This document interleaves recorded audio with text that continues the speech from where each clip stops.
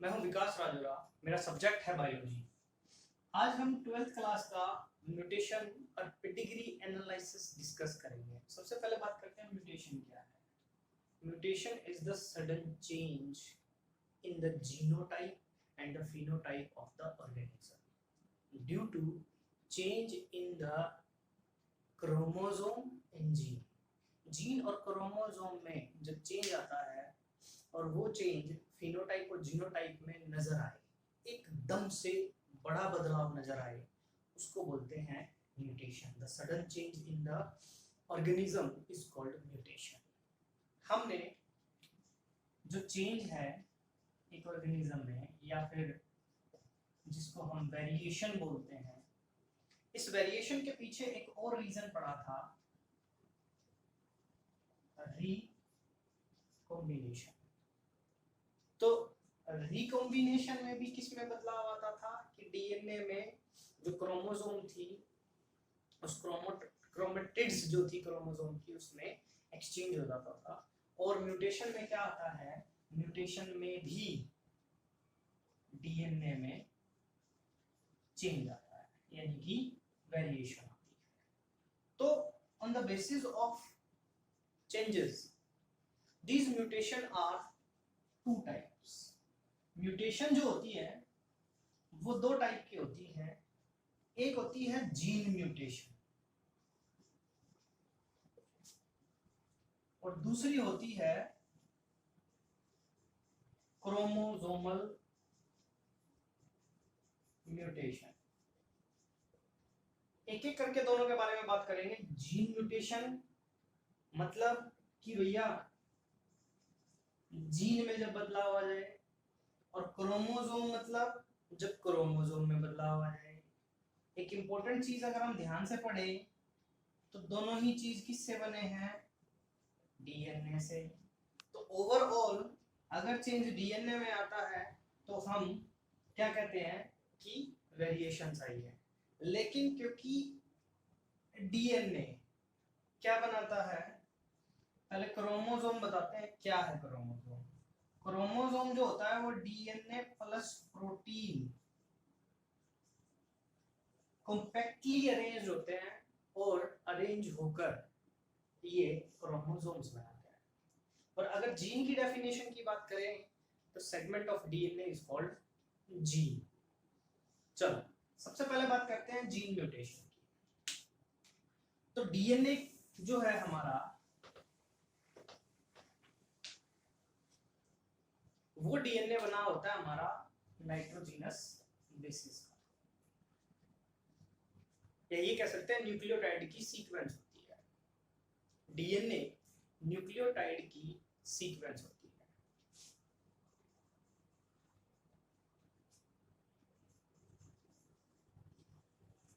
Nucleotide की sequence होती है। ये न्यूक्लियोटाइड क्या होता है, ये 11th क्लास में बायोमोलिक्यूल में पढ़ा था हमने डीएनए के बारे में। तो डीएनए न्यूक्लियोटाइड का सीक्वेंस होता है। तो अगर मैं जीन म्यूटेशन की बात करूं, और जीन मैंने क्या बताया है, सेगमेंट ऑफ डीएनए। और डीएनए किसका बना है, न्यूक्लियोटाइड सीक्वेंस का। तो जो जीन म्यूटेशन है वो दो टाइप की हो जाती है यहां से। एक होती है पॉइंट म्यूटेशन और दूसरी हो जाती है फ्रेम शिफ्ट म्यूटेशन। एक एक करके बात करते हैं। पॉइंट म्यूटेशन क्या है और फ्रेम शिफ्ट म्यूटेशन क्या है। फॉर एग्जांपल ये हमारा डीएनए है और ये हमारे न्यूक्लियोटाइड्स हैं, नाइट्रोजिनस बेसिस कह सकते हैं। जो न्यूक्लियोटाइड होता है उसमें नाइट्रोजिनस बेसिस होते हैं, जैसे A G C T A C. DNA है पैरेलल डायरेक्शन में, एंटी पैरेलल डायरेक्शन होती है, कॉम्प्लीमेंट्री होता है, ए का कॉम्प्लीमेंट्री होता है टी, जी का सी। ये हमारा डीएनए है। फॉर एग्जांपल मान लेते हैं कि डीएनए पर यहां से लेकर यहां तक ये एक जीन है, यानी कि 1 2 3 4 5 6 बेस पेयर की एक जीन है। और इस जीन में क्या हुआ कि यहाँ पर जब डीएनए से डीएनए कॉपी हो रहा था तो क्या हुआ,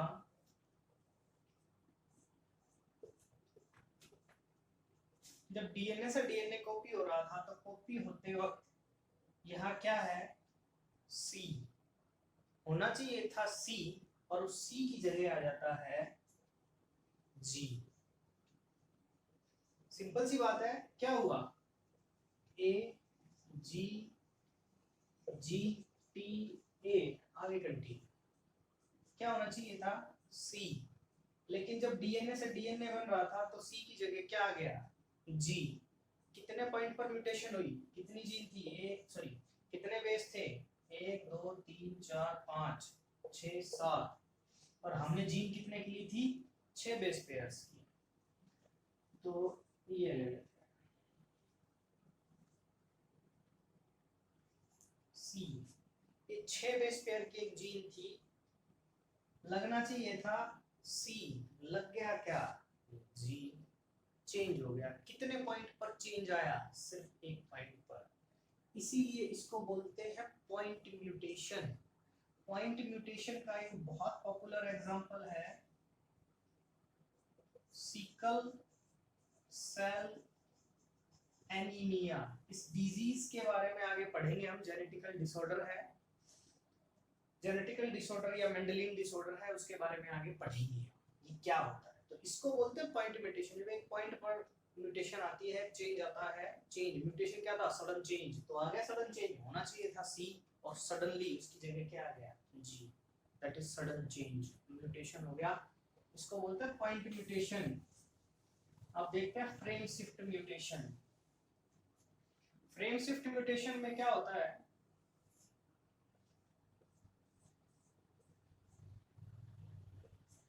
एडिशन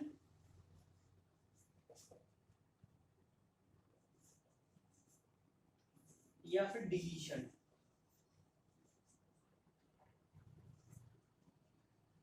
नाइट्रोजिनस बेस का एडिशन या डिलीशन हो जाता है, जैसे for example A G C T A G, ये एक सीक्वेंस है।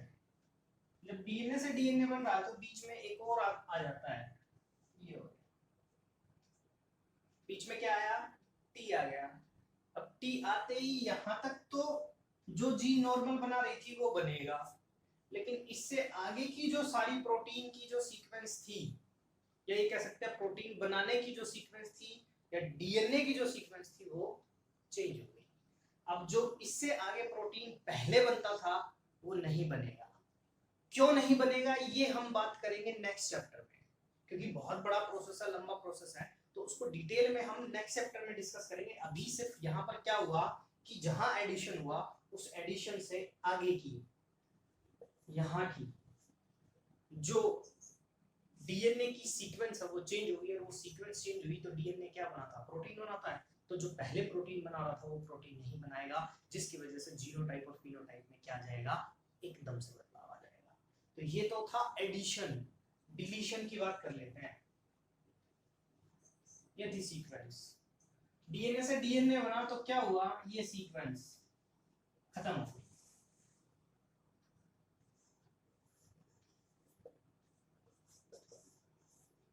ये क्या हुआ, ये सीक्वेंस खत्म हो गई। अब खत्म होते ही यहाँ तक तो जो सीक्वेंस बन रही थी डीएनए की वो ओरिजिनल थी, कोई प्रॉब्लम नहीं थी, लेकिन इससे आगे की जो सीक्वेंस थी डीएनए की वो सडनली चेंज हो गई। क्यों चेंज हुई सडनली, क्योंकि एक बेस पेयर वहां से डिलीट हो गया, गायब हो गया। तो डिलीट होते ही जो आगे की सीक्वेंस थी फिर से चेंज हो गई। क्लियर है? तो ये था हमारा पॉइंट म्यूटेशन और फ्रेम शिफ्ट म्यूटेशन। नेक्स्ट बात करते हैं, ये थी हमारी जीन म्यूटेशन के दो टाइप। नेक्स्ट बात करते हैं हमारी क्रोमोसोमल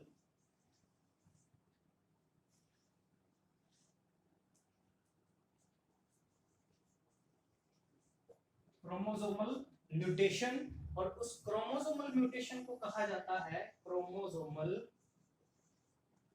एब्रेशन या क्रोमोसोमल एबनॉर्मेलिटी। क्रोमोसोमल एबनॉर्मेलिटी के नाम से नहीं आता, हमेशा आता है क्रोमोसोमल एब्रेशन के नाम से। नाम से पता लग रहा है कि चेंज कहाँ आया, क्रोमोसोम। फिर से बात करते हैं कि क्रोमोसोम किसका बना है। क्रोमोसोम बना है डीएनए प्लस प्रोटीन का। ये रैप करती हैं और रैप करके सुपर कॉइलिंग कर देती है, और ये सुपर कॉइलिंग क्या बनाती है, ये सुपर कॉइलिंग बनाती है क्रोमेटिड।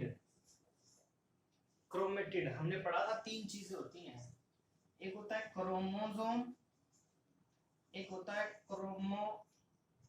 क्रोमेटिड, और एक होता है क्रोमेटीन।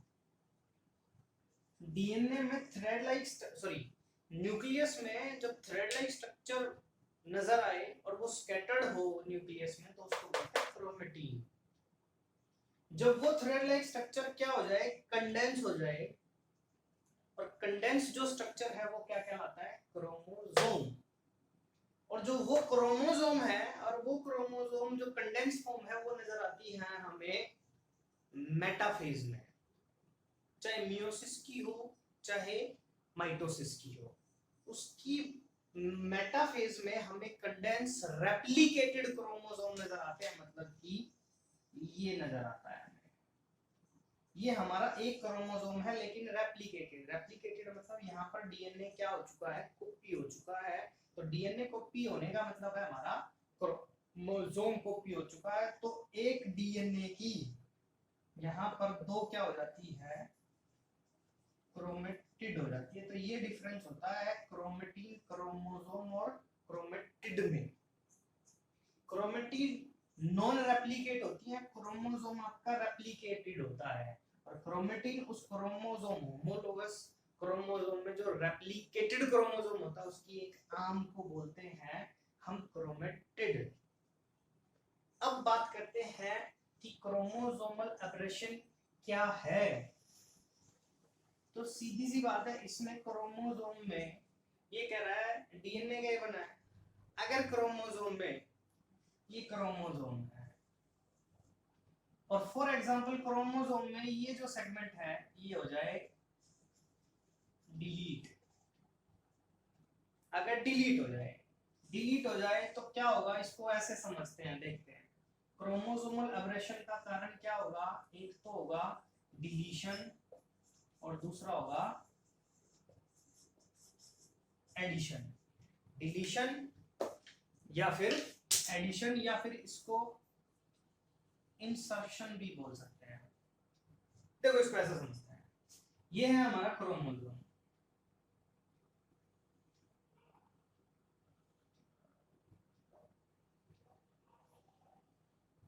ये हमारा क्रोमोसोम है, ये है हमारा A B C D E F G और एच। अगर क्या कहा क्रोमोसोम का हमने, अगर क्रोमोसोम में जो क्रोमोसोम किसका बना, डीएनए, तो डीएनए का कोई सेगमेंट है वो डिलीट हो जाए। डीएनए में डिलीट होने का मतलब है कि क्रोमोसोम का सेगमेंट डिलीट होना, और डिलीट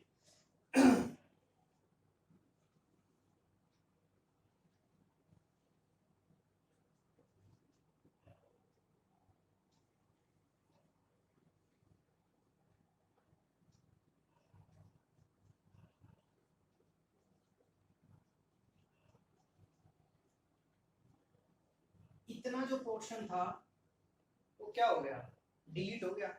अब हम बात करेंगे कि डिलीट होने से क्या प्रॉब्लम हो गई। प्रॉब्लम ये हो गई कि भाई क्रोमोसोम का ये जो सेगमेंट था, और इस सेगमेंट में जो भी जीन थी, फॉर एग्जांपल ए और बी, फॉर एग्जांपल 2 जीन थी, तो ये 2 जीन जो अपना एक्सप्रेशन करती थी, अब ये क्रोमोसोम जिस ऑर्गेनिज्म में जाएगा वहां पर ये दो जीन की कमी हो जाएगी और वो एक्सप्रेशन नहीं होगा।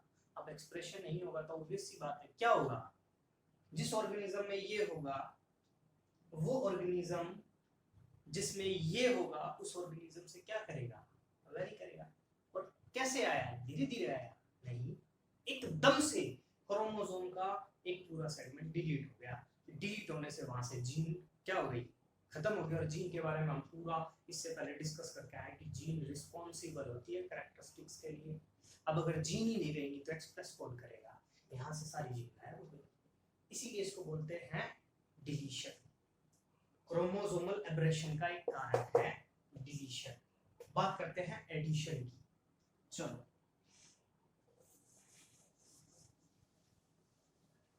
एडिशन फॉर एग्जांपल ये हमारा एक chromosome A B C D E F G और एच। हुआ क्या, मान लो ये था A B C D E F G H I और जे। यहां कहां तक था, सिर्फ एच तक। अब कहां तक है, आई और जे, यानी कि इतना सेगमेंट और ऐड हो गया। ऐड होने का मतलब क्या होगा, ऐड होने का सिंपल सा मतलब है कि यहाँ पर दो जीन एक्स्ट्रा आ गई हैं और वो एक्स्ट्रा आ गई हैं तो अपना एक्सप्रेशन देंगी। अपना एक्सप्रेशन देंगी तो वो जीनोटाइप और फिनोटाइप को क्या करेंगी, उस ऑर्गेनिज्म के जीनोटाइप फिनोटाइप को चेंज कर देंगी। चेंज कर देंगी तो हम उसको क्या बोलते हैं, वेरिएशन। यहाँ पर नॉर्मल, लेकिन यहाँ पर ड्यू टू एडिशन वेरिएशन आ जाएगी, जिसको हम कहेंगे क्रोमोसोमल एब्रेशन। एक होता है ट्रांसवर्स, यानी कि इन्वर्जन भी बोलते हैं उसको। इन्वर्जन में क्या होता है, जैसे फॉर एग्जांपल ये हमारा एक क्रोमोसोम है। इन्वर्जन में क्या हो जाता है, जीन जो होती हैं या सेगमेंट जो होता है वो इन्वर्ट हो जाता है। जैसे फॉर एग्जांपल बी और ए, सी डी ई एफ। अब यहाँ आपको डिफरेंस नजर आ रहा होगा, यहाँ क्या हुआ, पहले आ रही थी ए फिर आ रही थी बी, लेकिन नीचे क्या हो गया, बी पहले आ गया और ए बाद में आ गया। तो अब यहाँ पर ये एक्सप्रेस तो करेंगी, लेकिन एक्सप्रेशन कैसे होगा, पहले क्या हो गया, जो एक्सप्रेशन था वो चेंज हो जाएगा। क्यों, क्योंकि यहाँ पर डीएनए का जो सीक्वेंस है वो चेंज हो गई है। यही कह सकते हैं कि क्रोमोसोम जो है उसकी सीक्वेंस में चेंज आ गया है। तो इसीलिए इसको बोलते हैं क्रोमोसोमल एब्रेशन। ये इन्वर्जन का, इन्वर्जन मतलब